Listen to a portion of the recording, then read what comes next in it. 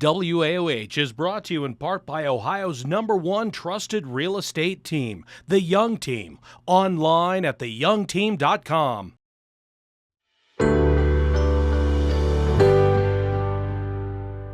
Today I get to talk with Maria Jacobs. She is a singer. She is an author. We're going to chat all of that. How are you today, Maria? Good. It's so good to see you. It's good to see you too. Thank and Maria and I knew each other way back when we both taught kinder music. That's right, in Hudson. Yes, in Hudson. It seems like a million years ago. It was. At least 100. At least 100 years ago. Yeah, we're like 150 now. No, I'm just kidding. We're not. We're not at all. Right. Yeah. But I want to dive right in and just tell me a little bit about yourself. Okay. And then we'll go into the music and the writing. So. Wonderful.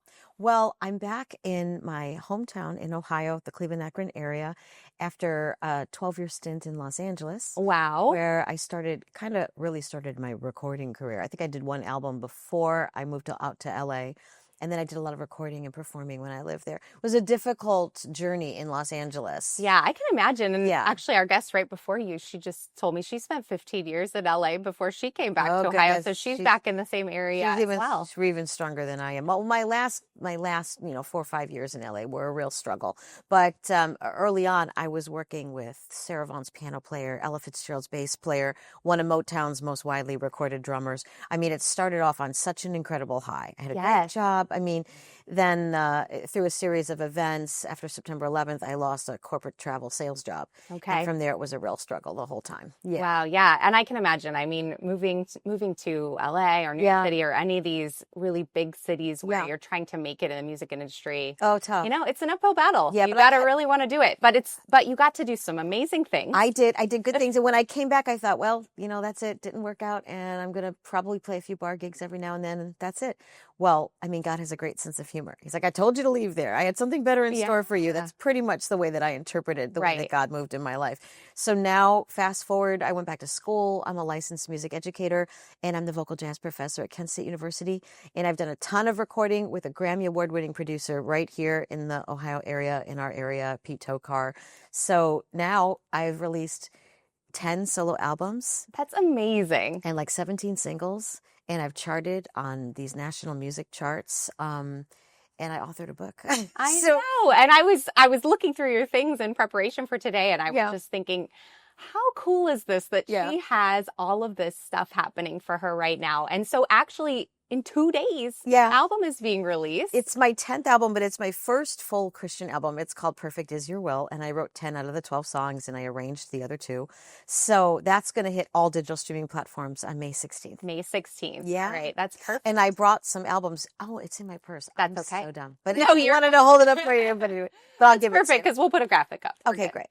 But that's so exciting. So May 16th, that album is being released. I want you to tell me the story of that album and why, after all this time of doing jazz, you decided now was the time to do a Christian album. I think God just kind of put his hand on me and said, I think it's time we went in this direction. Okay. So it's named after, one of the songs in the album is called Tell Them About Me, which is also the title of my book. And the me is not me, the me is God. So it's really, I had not written one Christian song until I had a really deep connection. I mean, I call it a visit, a whisper from the Holy Spirit. Mm-hmm. When I was in my darkest hour, I've lived my whole adult life with bipolar disorder, and I'm in remission today. Also something that could not be achieved in LA. LA really kind of exacerbated that disease. So so today I live a really full life in remission with treatment. I mean, I do take medication, but I mean, I've been around Christians who used to use the phrase, oh, the Lord told me. No, the Lord was very clear. The Lord told me. And I was like, okay, but I mean, was that like an inspiration or did you hear his voice? Well, I heard his voice. Yeah. I mean, whether it was the whisper of the Holy Spirit, if someone else had been in the room when I was curled up in a ball in tears and just at my lowest moment to date, those were the words that I heard. And, I was kind of shocked and startled. I was living in the natural world. Mm-hmm. And so a supernatural experience was, unique for you. Yeah, you hear about them when you read the Bible or when you go to Sunday school, you hear about prophets. And I'm like, I'm not a prophet. Why would God talk to me like this? But it really, years later, because it was still a struggle for a couple of years. It wasn't like God waved a wand and said, okay, that's it, you're healed. It's not usually like that, yeah. Well, I mean, sometimes he can do it, yeah. but I think he had a very specific journey in mind for me. I think he can use and will use anyone and anything to bring him glory. And that's what I'm doing. So, in 2014, I wrote my first Christian song, which is on the album. It's called My God Is Here. And then I just kept writing. Kept writing Christian music. I mean, it was really a divine encounter to sit at the piano, say a prayer. I want God to come through in this song. I don't want it to be about me. I want it to be about you. And, that's the prayer before every performance. Well, and how beautiful that you were able to kind of go through this journey, which you talk about in your book, of healing your bipolar disorder, and that through that, God was also to able to provide you healing through your music. Yeah, he kind of healed me first spiritually. It was a lengthy journey. When I came home, I was so grateful that the book was called Grateful. And then as it evolved through a series of events and a ton of rewriting, I decided to name it after the Christian testimony, because that was the pinnacle. That was the turning point. And it took some time, but eventually I kind of got on board with God's will. And it's, this as a Christian, when we really seek to do God's will first, the desires of your heart change. When I was in LA, I wanted to be a famous singer, one with a really wide platform. And I don't know if that will still happen as a Christian artist or not, but I kind of let go of the white-knuckled, it has to be this way. It has to be this way. When you surrender to God's will and it's like, okay, you know what? I failed on my own. And he'll let us fail on our own until we see he's really the only way out. And when that happened for me, I became so grateful. I was saying thank you to God under every circumstance. And that was a really big turning point. Yeah, it's a huge turning point. Yeah. That's really beautiful. Yeah. So share a little bit more about your book and about your story, because that's the second part of what we want to chat about. So the album's coming out May 16th, and we'll make sure we put all the links out so people can find that on all the streaming platforms, Spotify, I would assume. Apple Music, iHeart, Pandora, all of them. Wonderful. Yeah. All right. So share about that book coming out. So the book is in the hands of the editor right now. And I didn't want to self-publish. I wanted strength in numbers. It's a sensitive subject. Right. Sure. So I wanted a traditional publisher. The more I learned about them, the less I wanted one. Honestly, it's a struggle, and it's a financial struggle, honestly. Sure, yeah.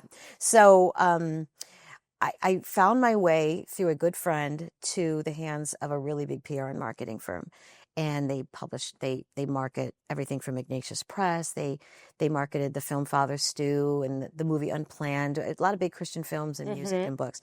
So they are getting behind the publicity of the book now. That's awesome. Yeah, but they were like, we have to have a book in people's hands. So I went back to a former publisher friend of mine, friend of a friend, and she's like, listen, I want to help you self-publish. And I'm like, I really don't want to do that. She goes, no, listen, trust me on this. So I'm through an investor who's paying for the marketing, paying for the editing of the book.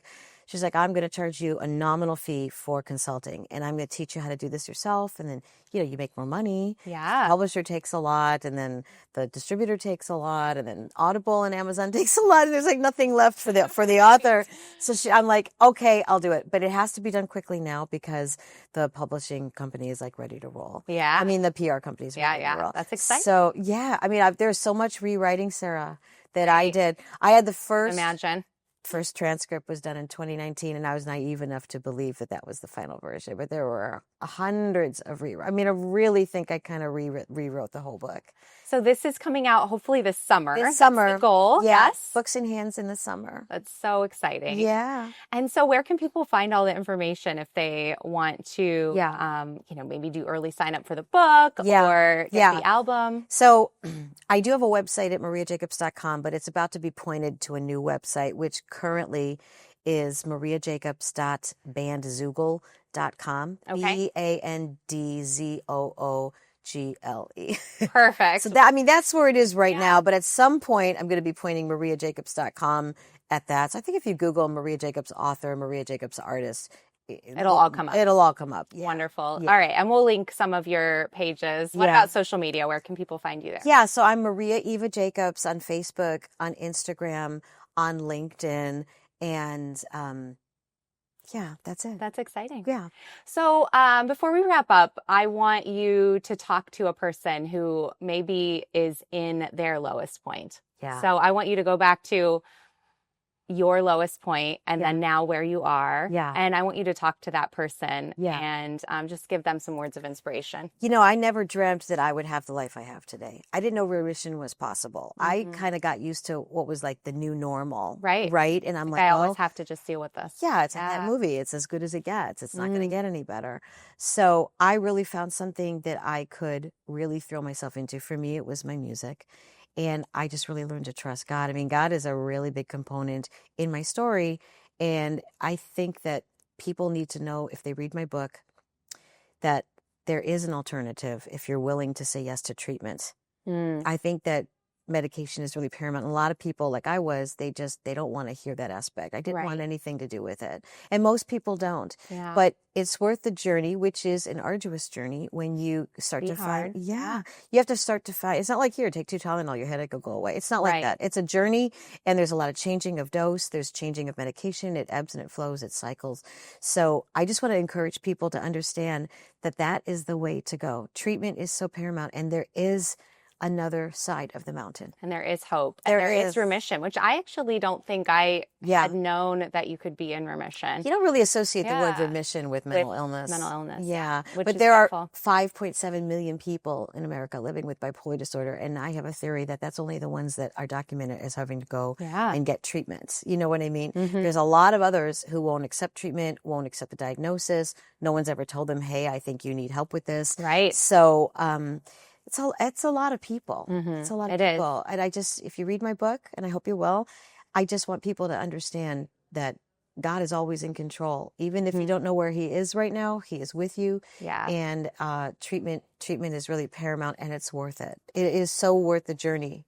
Yeah, I love that. I love that you are sharing your story, that you're at a point where you want to share your story to help others. It's beautiful. And thank you for sharing your music too. I was listening to the song that is already out on Spotify this morning. And it's just really beautiful. Really, you can tell it's from your heart and from your connection to God. And so thank you for your story. Thank you for sharing. Thank you for what you're doing. And so hopefully someone will watch and pick up your book, pick up your song. I hope so. Yeah. I really hope so. Yeah, they can find the title track and the first single, which is also being promoted by a promoter. That's all out there already. Already on Spotify. Yeah. All right. And on all the other places I think as well. I go to Spotify. There you go. Everybody does. Yes. Yeah. All right. Thank you, Maria. Appreciate having you on the show. Thank you guys so much for watching. I'm Good Morning Akron. Make sure you stay tuned because we've got more great stuff coming up next.